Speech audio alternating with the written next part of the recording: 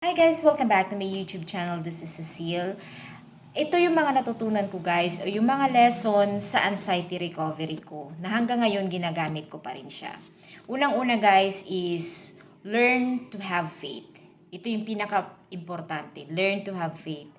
Kahit na nakakaranas tayo ng matinding physical symptoms, yung mga pananakit ng ulo na hindi natatanggal, pagkahilo ng mahabang panahon, na pabalik-balik na pagkakahilo, mga pananakit sa mata, mga muscle tension, mga insomnia, hindi makatulog, yung mga taong nanginginig, nagkakaroon ng nervyos, nagkakaroon ng mga back pain, muscle pain, yung mga tension sa likod, yung mga paa natin na nanlalambot, na walang lakas. Kailangan guys, matuto tayong magkaroon ng faith. Faith, ibig sabihin guys, yung paniniwala mo na makaka-recover ka. Ganon din sa faith natin sa Diyos. Di ba meron tayong pananalig sa Diyos? Kailangan guys, sa anxiety, meron tayong faith na makaka-recover tayo.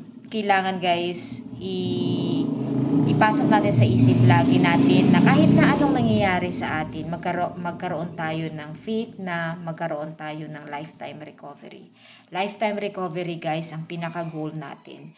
Faith na makaka-recover ka. Yun yung talagang isa sa isip mo na kahit na matindi yung pinagdadaanan natin, pinagdaanan or na dinaranas ninyo ngayon na meron kayong anxiety and depression, kailangan magkaroon kayo ng faith na mawawala din lahat.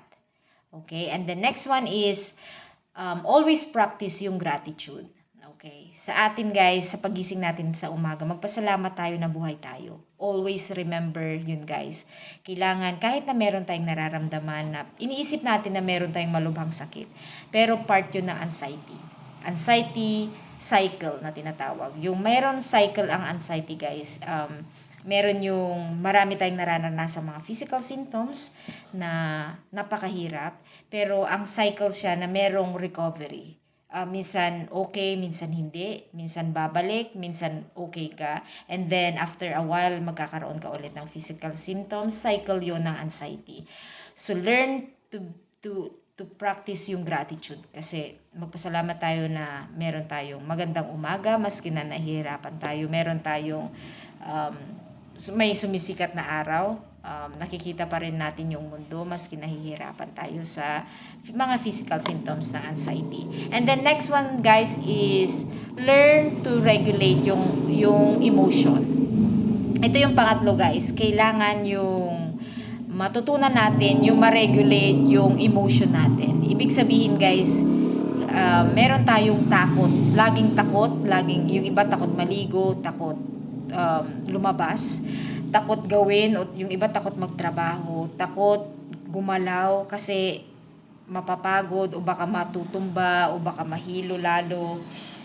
Kailangan ma-practice natin yung emotion natin guys, na yung takot natin kailangan nating ma-regulate. Ibig sabihin, kung alam mong natatakot ka na, dapat i-reverse mo siya sa ibang mga bagay.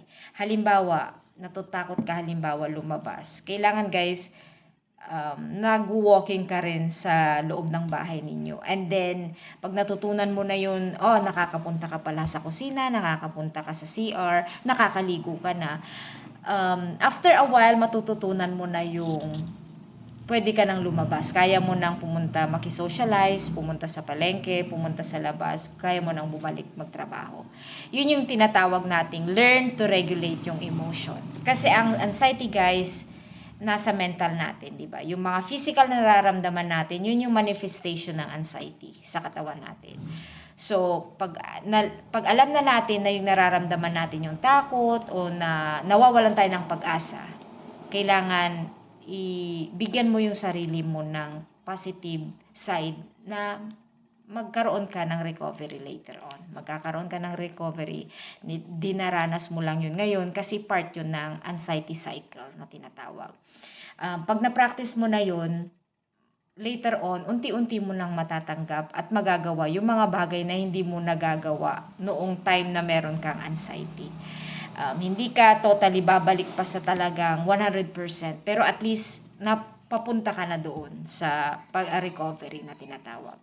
And the next one is yung learn to be careful kung ano yung iniisip ninyo.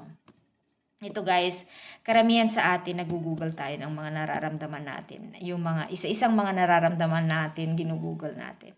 And then magpa-pumps up doon sa ginugol natin yung ibang mga sakit. So nagkakaroon tayo ng mga mental issue na meron tayong ibang sakit.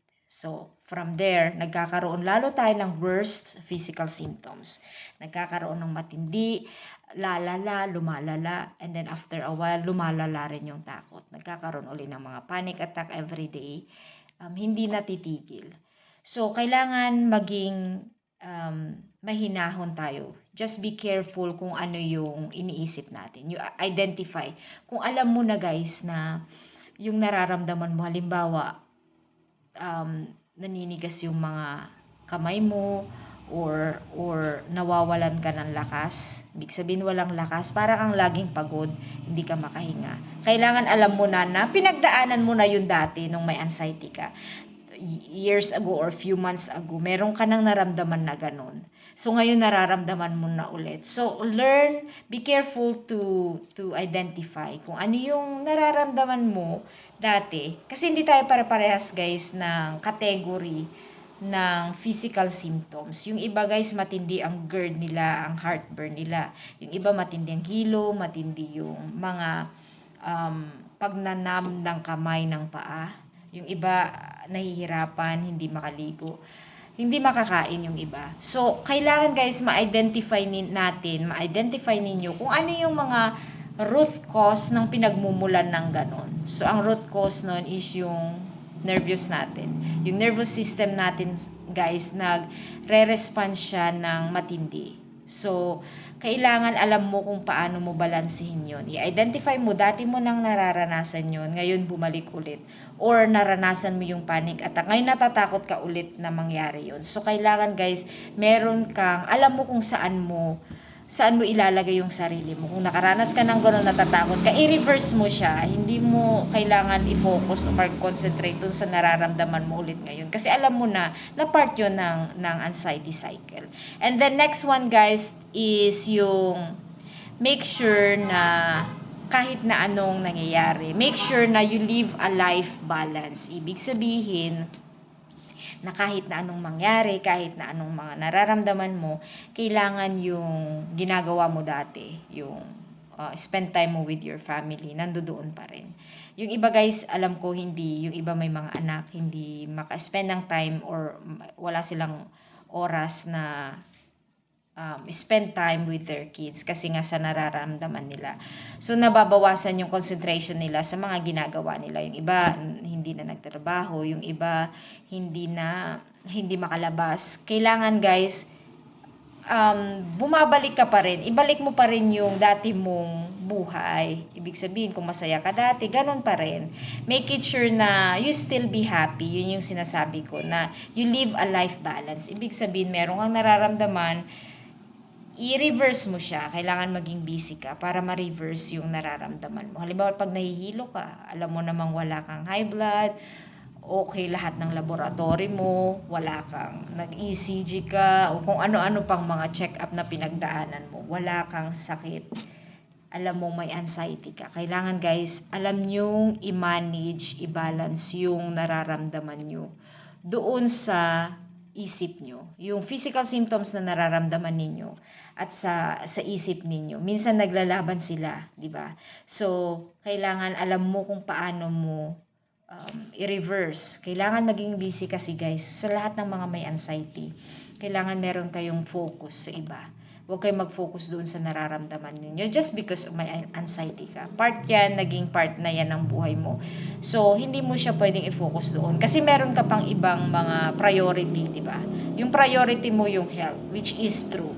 Priority mo yung health, which is kailangan mo siyang i-reverse into a healthy lifestyle. Ibig sabihin, huwag kang mag-focus doon. Huwag kang laging higa ng higa, huwag kang laging nag-aalala. Kung nag-aalala ka ngayon, i-reverse mo, mamaya magiging okay ka din. Parang ganun siya. Hindi siya madali, pero pakunti-kunti. You have to do it one at a time.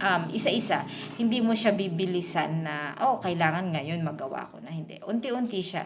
So, ano ba yung shinare ko dati, guys? Pati yung mga kinakain natin, yung mga unhealthy food na kinakain natin, bawasan natin yun. Kasi, yung natutunan ko talaga, guys, dito sa, yung lesson na natutunan ko talaga dito sa anxiety recovery is kailangan magkaroon ka ng matinding faith na makaka-recover ka.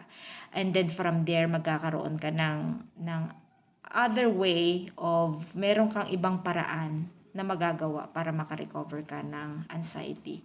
Huwag lang tayong mag-focus sa mga medicine or sa iba, sa tulong ng iba, kundi mag-focus tayo sa sarili natin. Kung alam ninyong wala kayo talagang karamdaman at meron kayong anxiety, then you focus on recovery to the point na kailangan ma-manage din ninyo siya na matindi dapat yung kaalaman ninyo ng anxiety. Hindi po siya, guys, hindi lang siya yung parang sakit gagamutin mo. Hindi. Malawak po ang anxiety recovery.